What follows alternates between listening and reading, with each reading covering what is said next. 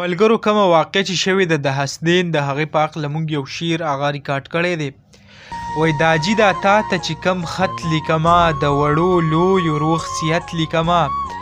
زما د خط موضوع اختر دی دا جي چې بامبیړ زما په سر دی دا جي. کیدای شي ورځ د چهارشنبې له راشي او زموږ د خوارو د تنبې له راشي. اول سلام په تا په کار و پلاره زړه کې مې کړی دا اقرار و پلاره. اوس مې د زړه نه یو الله خبر دی نه تی دادا او نه بابا خبر دی. دا به هم هغه ماسپښینې پلاره خلک به ټول په ما مینې پلاره. زما نازونه اداګانې به وي د نورو خلکو خنداګانې به وي. ملګرو دغه شاعري وه د کرن خان مونږ غوښته تاسو سره هغه هم شریک کړو.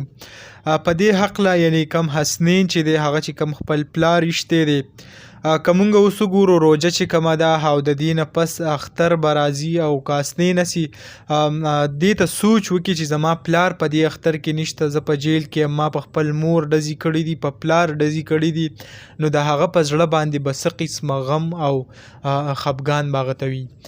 ډیر زیات غلط کار یې کړی دی چې په خپل پلار او په مور باندې ډزې کړي دي. یعنې انسان هغه په غوسه کې راشي خو وروستو چې کله د هغې نه غوسه لاړه شي او بیا د هغې په زړه باندې کم خفګان وي نو دا انتهایي ډیر زیات سیوا وي.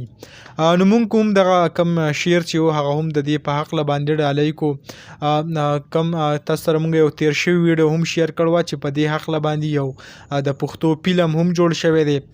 نو که هغه فلم نه هم داسې که څوک هغه فلم وګوري او داسې عبرت دی ولې ډېره زیاته ښه خبره ده. په خپل کشرانو باندې د علاوه په خپل بچو باندې به هغه خصوصي بیا نظر کوي.